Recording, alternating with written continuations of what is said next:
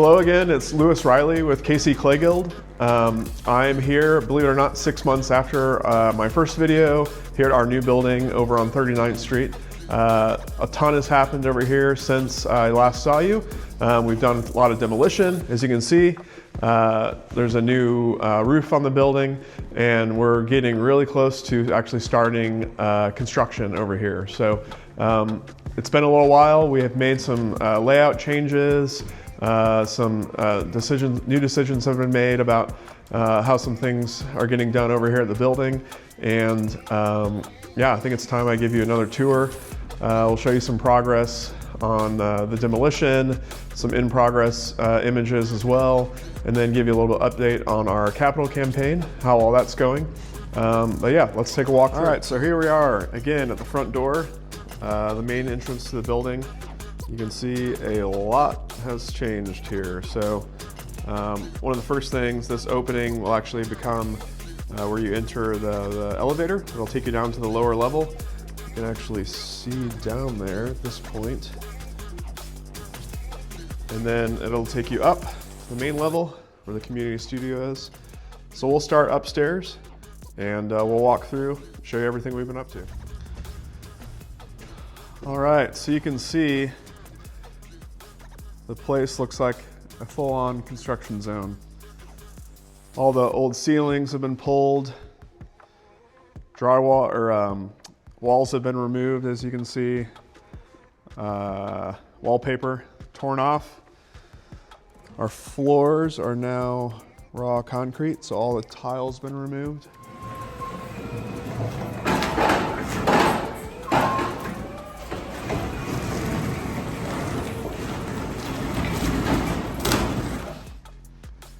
You can see just how high these ceilings are. So we now have roughly 20-foot ceilings now that all the drop ceiling material has been removed. The stage is now gone, making way for the gallery. Pardon the low light. We just have temporary lighting in here at the moment. This space is now opened up for the retail. So we'll have a front desk here. There'll be some artwork sales to the side. And then the large portion back here will actually be sort of a supply closet with all the clay, glazes, tools, all the materials for sale. Again, the monitor desk will be up front here. A little bit more work that needs to be done.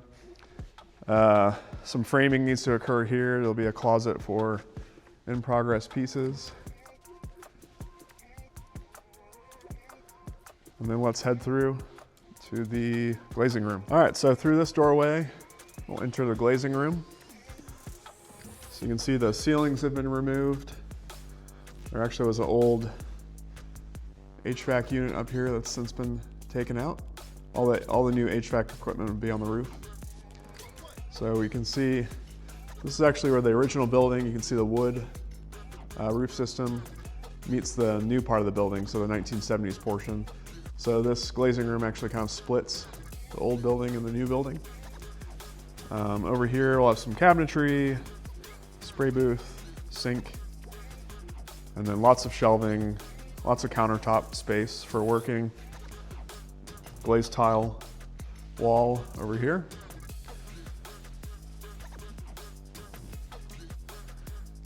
So this whole section here was boxed in for the stairway up to the stage. And so now this nice big alcove really improves the size of this room. All right, through this doorway, we kind of enter the educational section of the building.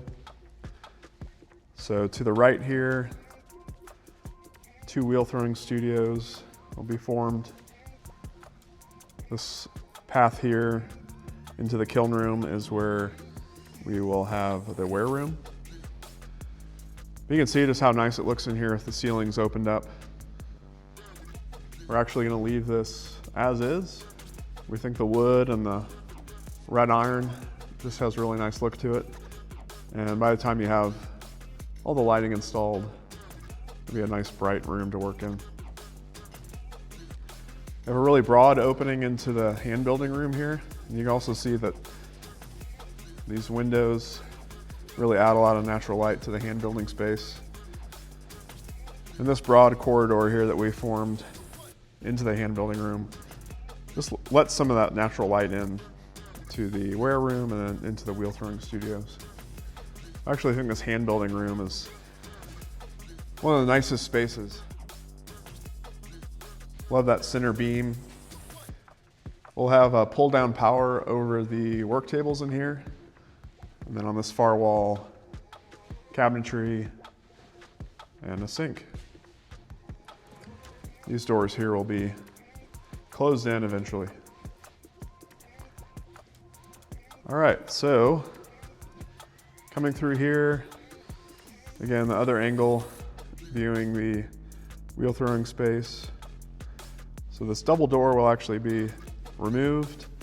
And then you can see that red paper, that entrance will be reestablished, and that'll actually be the door out of the wheel throwing studio.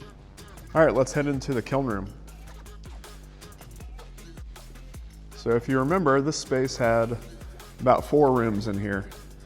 There's a large bathroom over here, there's some cabinetry along this wall, and then this whole section here was divided out.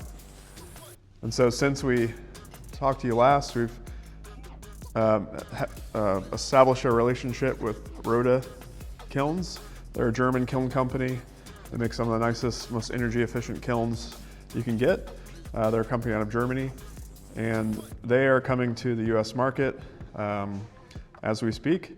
And so we're actually going to be sort of like a showcase kiln room for their products. And so over here we'll have a couple front loading electric kilns, large chamber kilns. There'll be one top loading kiln, basically centered under that window. And then we'll have our Blau gas kiln over here. And so this will be the Rhoda kiln room. Lots of space to work. A lot nicer environment than our current space. This window here, as I mentioned previously, will become our dock entrance, and so there'll be a roll-up garage door there. Shelving over here for storing materials. We'll park a floor scrubber over here as well. So yeah, this is a huge upgrade. This is one of the spaces that has really opened up immensely. And I think myself, Alex, our studio manager, and the artist in residence are really excited to work out of this space. And coming through the kiln room into the glaze mixing and clay mixing areas. So previously this first space was going to be the clay mixing room. We've decided to swap these around, so we'll actually be making glazes in here.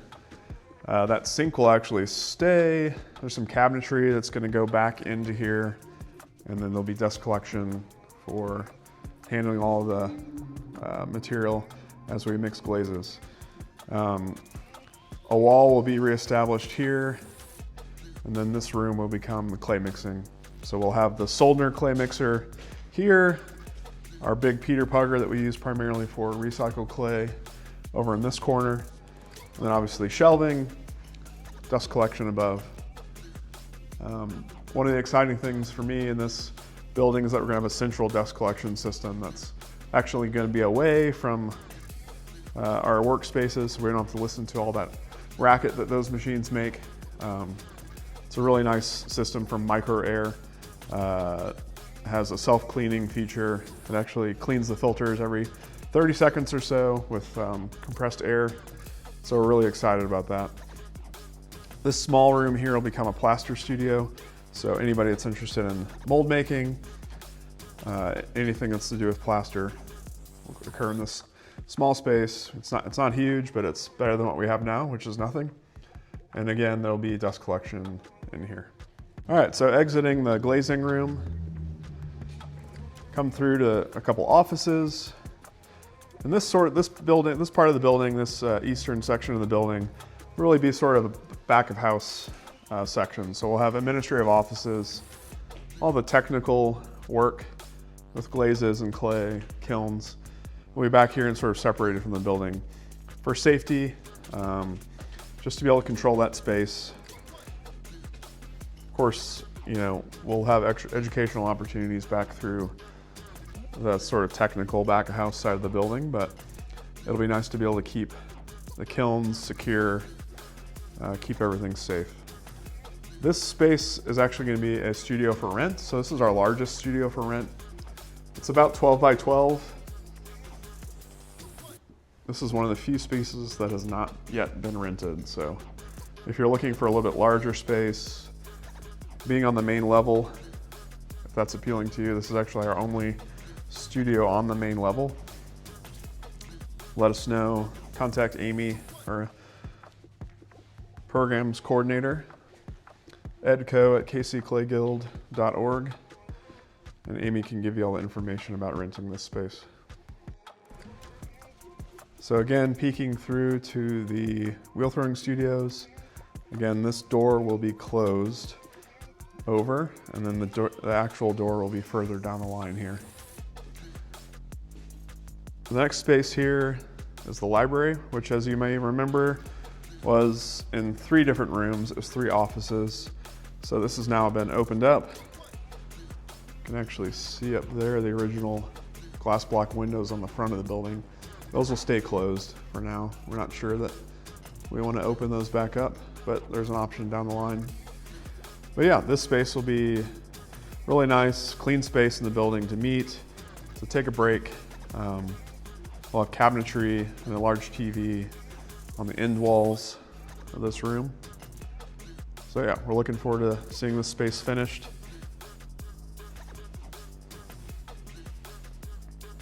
From here, we'll move into where the main bathrooms for this floor will be. And so we'll be going to modern bathrooms. They'll have a sink outside and then 4 fully enclosed stalls. So it'll be a really nice setup for everybody. There'll be a wall that's put back in here, and then this is our rental shelving room. So this entire space here will just be full of shelves for rent. So this final space up here on the main level will be a little kitchenette. We'll have a fridge, coffee maker, handmade mugs for people to borrow and wash and put back. And then that's right next to the conference room, library. So you can have lunch there, take a break. But yeah, this will be a really nice amenity for everyone using the main level. All right, so we've made the full circle of the main level. Let's head back downstairs to the garden level and check out all the work that's occurred down there.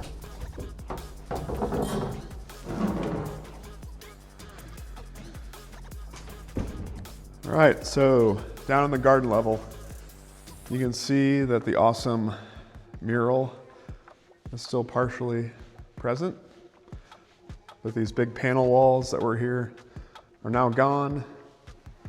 This whole space is really opened up. So this space here will be for the elevator. There'll be a lot of work that has to happen with some steel fabrication and large steel beams that have to be put in here to support the new floor. Essentially, there'll be a floor that extends from the sidewalk level over, and then you'll enter the elevator, drop down or up, and then come out on this level. The next section here will be a couple large bathrooms. One will actually be a wellness room, so there'll be a nice larger space there for mothers or for other needs. This is another larger private studio that'll be for rent. Again, this one is actually available. We actually only have 2 spaces left out of about 25. So this is one of the last 2 spaces left, a larger space down here in the basement. So if you have interest in this, again, reach out to Amy, edco@kcclayguild.org, and Amy can fill you in on all the details.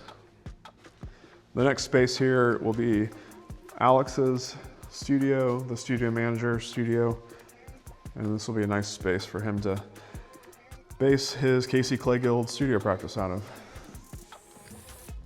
Again, the private entrance for everyone that has a studio down here will be able to come in right off the street, close to the parking lot, and get down to their workspaces. So this large room with this new entrance will be divided into 4. And so this will be our artist in residence studio room. So this will be divided into 4. Each resident will have a space that's probably at least twice, if not 3 times larger than their current spaces.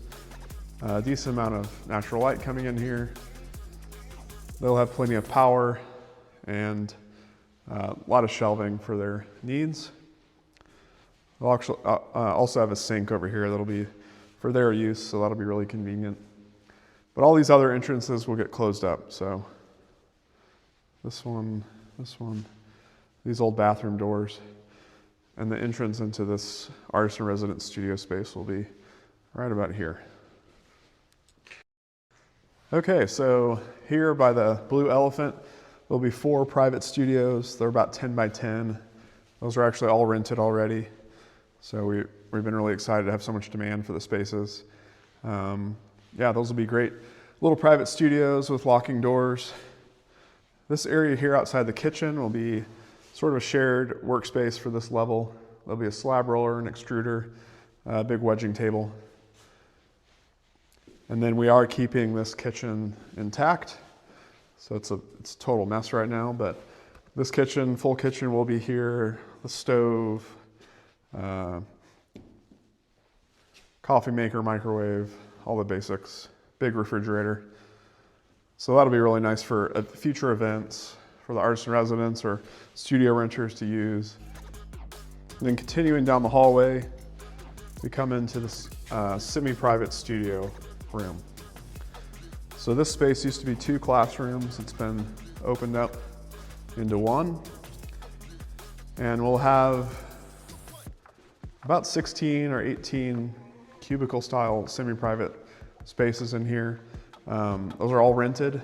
So those all have deposits paid and anxious artists looking forward to moving in next summer.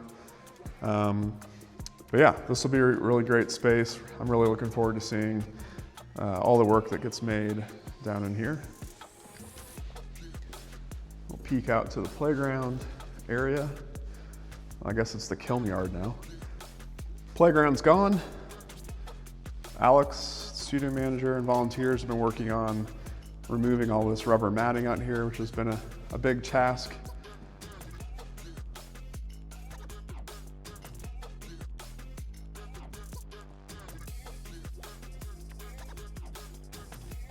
Ceilings have been exposed.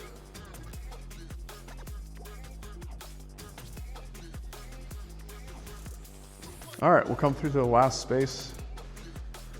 You may remember the boiler and the old HVAC that was down here. So the boiler's gone. Old HVAC unit that took up half this entire room is now gone. And this space will be a really nice kiln room for this level. So we'll have, to start, 3 electric kilns, again from Rhoda, down here. And then there'll be some space to store carts for pieces that need to go into the kiln. One giant project that's occurring, probably the highest ticket item on the whole project, is actually our electrical service. So all of our electrical panels in the entire property are being replaced. So that's about a $700,000 scope, and probably one of the most challenging projects, in that the electrical panels take a really long time to get, and they have to be custom built. So that's going to be a really big project. We'll talk a little bit more at the end here about full scope of what we're getting done to make this facility safe and clean, comfortable, and functional. It's a big project, so we'll talk about that a little bit more at the end. All right, so coming out of the roof hatch, you can see this brand new TPO membrane roof. It's really filthy right now, so hopefully the rain will wash it off and make it nice and pretty.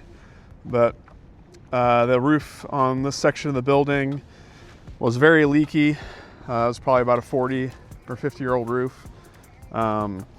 there was 150,000 pounds of rock ballast up here that had to be vacuumed away.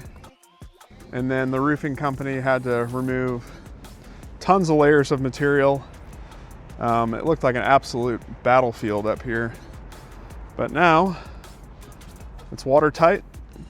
We are still waiting on the metal parapet wall caps to be installed. And so on top of these walls, there'll be metal that will match the top of these brick walls. And then the other thing you'll notice up here, all the old HVAC equipment is gone. There was a structure here by this chimney that had some big fans. That's all removed now. And then you'll see a few curbs. So 1, 2, and 3. And these curbs will hold the new HVAC equipment that'll be installed at a later date. And so right now these are just temporarily covered with sheet metal. And once we get the new equipment, it'll be brought up on a crane and installed.